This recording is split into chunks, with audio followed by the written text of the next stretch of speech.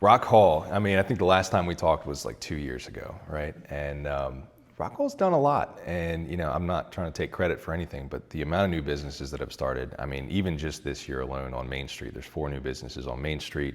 Countless more have been started throughout town. And the restaurants are just amazing. I was just sitting here thinking that, if you look at the different towns and places in the county itself, Rock Hall has the most variety. I mean, there's so many different new and innovative, like the most recent one. I mean, a fun one is the Rock Hall Brewing Company that's on Main Street. It's got a lot of attention, which has been great. We just had a new crepe business open up on Main Street. So it's like you have so much variety, and it's just cool to see. I love seeing people that are passionate about something be able to bring that to the public and share it with them. So the young gentleman that started the crepe business on Main Street, his name is Aiden. He's a young guy, entrepreneur, which I love that combination. And I asked him, I was like, well, what made you want to open a crepe business? Because I've never really been to one. I didn't know that was a thing. And he's like, I just got really passionate about cooking, and I decided I like crepes and I wanted to share it with people. And I'm like, that is so beautiful. And for that to be in Rock Hall, for people to, and I said, did you grow up here or did you come? He's like, I came to Rock Hall to start this because this is where I feel like there's a lot of different people and a lot of visitors and a lot of locals and people that are kind of open to different things. So there's a variety, whether it's landscape companies or whether it's retail businesses. But really, I think the core of it has been all the work that's being done on Main Street. Shout out to Greater Rock Hall Business Association and Rock Hall Main Street.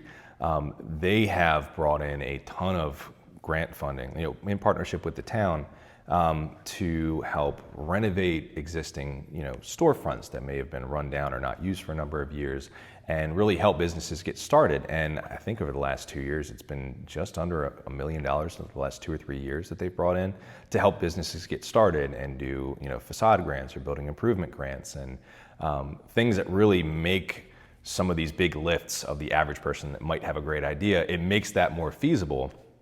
And so, I mean, it's been almost an overnight change. Main Street is, I try to be objective. Like, I see things and I get excited. But when people start making those comments to me, I know it's real. So people will come up and say, they'll say, Main Street feels alive again. And I haven't seen it this way in, I can't remember when. And that speaks to me, seeing that kind of energy. And that is contagious. You have, all of that energy, both on Main Street and throughout the town, that encourages other people to want to start businesses. The raw facts are that Rock Hall is very, maritime based. We have more boat slips than we do homes.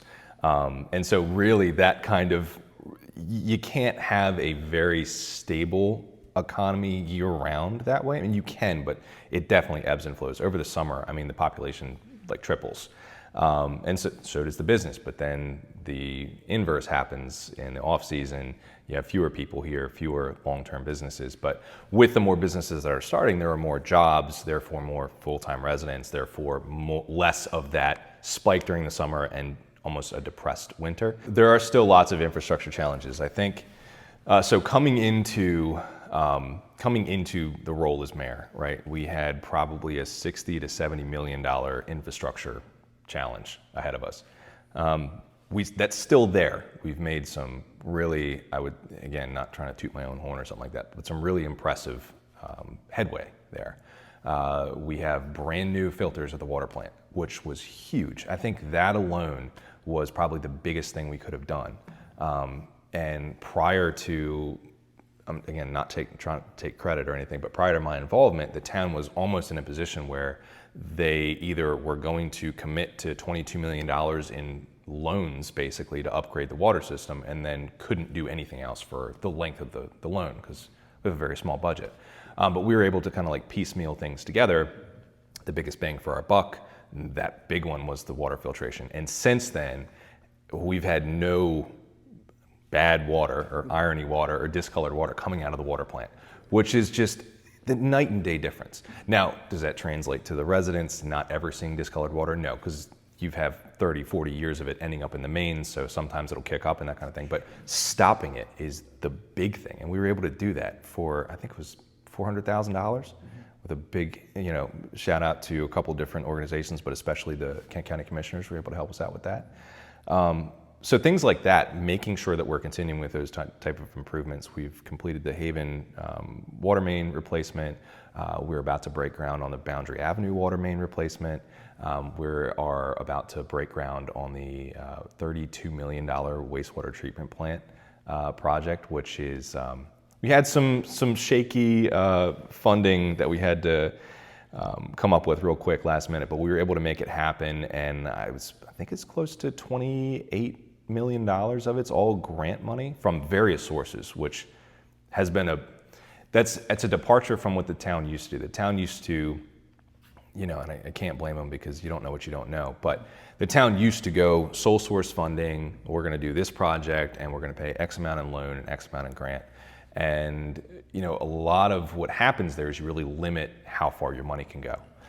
So what we've done since then is every project we do has multiple sources of grant funding with multiple different, both private and governmental and nonprofit organizations that are helping us fund these things. And so we can do 10 times more things than we used to be able to do. Sometimes I find myself getting stuck because, engineer brain, right? I talk about the things that people can't see, right?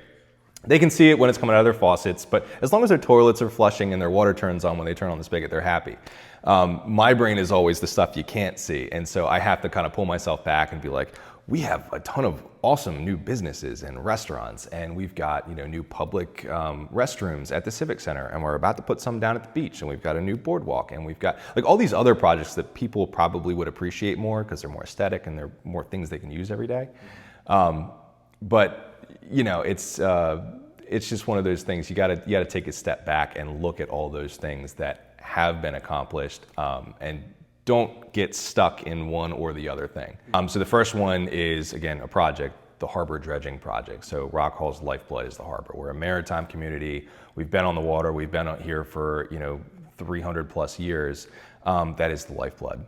The interesting thing, I learn things every day because, again, you might know civil engineering, but there's a lot of things you don't know about politics, about people sometimes just interacting with them, but also that harbor, which is Rock Hall's lifeblood, and a lot of our economy depends on it, whether they're visitors or whether it's our watermen or whether it's our charter boats or whatever, just people wanting to go out there and boat recreationally. That is actually not governed by Rock Hall. It is governed and maintained by the Army Corps of Engineers because it is a navigable waterway, right? So our harbor is starting to fill up, right?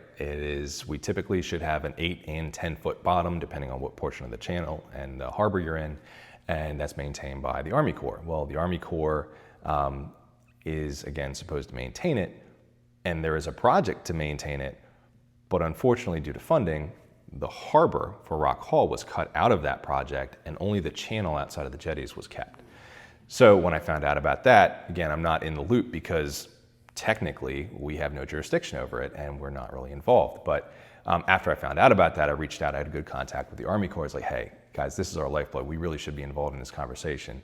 And so Rock Hall has recently got involved, kind of in the middle. We don't really have a jurisdictional say, but almost we have a cultural say, which is great. So we've set up a lot of meetings between the Army Corps of Engineers, Rock Hall, and the county as how can Rock Hall facilitate this project, take some of the burden. A lot of the challenges have been finding places for the dredge spoils and the dewatering operations. That is going to be the heaviest lift over the next couple of years, trying to get the harbor dredged and keep the harbor as part of the integral economy piece that it is. Working with the Army Corps and the county, it's been good, but it's going to be a challenge. It's going to be a big lift, something we were not expecting to do, and this is more of a bigger challenge. So, like I mentioned, we had the comprehensive plan 2040 for Rock Hall. We just adopted that at the last council meeting. There's a lot of great stuff in it, and as a side note, one of the big things we've been trying to do is increase communication and interaction with the residents. That was probably the best attended meeting we've had, I might say ever. This entire room was packed. It was phenomenal to see. But in that plan, I mentioned this, I think last time, it's still a challenge. The demographics of the town are a lot older. There's a lot of younger people that are even more so priced out of the home market, can't afford to live here. Again, the jobs, even though the businesses are really starting to come back, they're still being priced out of the market. So we have a challenge where there's not as many full-time residents here, and it's very, very seasonal. And I think that's the biggest challenge that's going to outlast me, is making Rock Hall affordable. I think about it like this, where if you want to live in Rock Hall, there should be opportunity for you. It shouldn't be only people with X amount of net worth can live here, or only people that, it should just be accessible. So there should be more options, whether it's apartments for young families or smaller homes for young starter families, and not just the large single family homes, which is the vast majority of the housing stock. One of the other challenges, and this is, again, it's kind of more of a systemic challenge for Rock Hall and something that we need to focus on, is roughly 30% of our housing stock is short-term rentals or second homes. And that is a huge impediment to not only increasing full-time residency, but it also, again, prices a lot of those younger people out of the market. So some of the things the town has done, and we still have a lot of work to do on this, is increasing the housing product that's available. So we just made auxiliary dwelling units legal, and also before the rules were you could only have family stay in there. Well, now you can rent it out to somebody, but it has to be a full-time lease, not a short-term rental situation. And we also removed some requirements on the sizing of apartments. It used to be, I like to utilize vertical space, right? So like on Main Street, you should have apartments above businesses, right? So just a real vibrant Main Street. One of the regulations was you had to have 2,000 square feet of commercial space per apartment unit above that commercial space, which is extremely restrictive. We got rid of that because then you can have more apartment units above the commercial space, again, driving that Main Street economy, and providing housing for younger people, then creating more of a housing product. The other thing we did was we now allow manufactured homes, which are, if you're building a new home, because a lot of the homes are existing and they're larger, so they're more expensive. If you're building a new home, having that product as an option in an R1 district, helps with the competitive pricing. So really just freeing up people's ability and housing products to enable young people is, again, that other half. Like, businesses are starting, but you have to have people that work there and live there, and they have to be able to afford to work here and live here. So long-term, Rock Hall needs to be sustainable. You maintain that culture by having people that can choose to work here, live here, and raise a family here. And that, for me, is the long-term vision that we need to maintain and not lose sight of. It's great to have seasonal visitors. It's wonderful that we have so many new businesses opening up. It is, and I partake all the time, having so many different options for restaurants. I'm so proud of this place, but it can't just be that. A town and a community is more than just your businesses and your visitors. It's the people that live here day in and day out and make that culture and make Rock Hall the place that people want to come visit. That's what it's all about. So you celebrate the successes, but keep the vision in line and make sure you don't lose sight of that. Perfect. That was great. I appreciate that. I mean, I'm very passionate about this place. I love Rock Hall.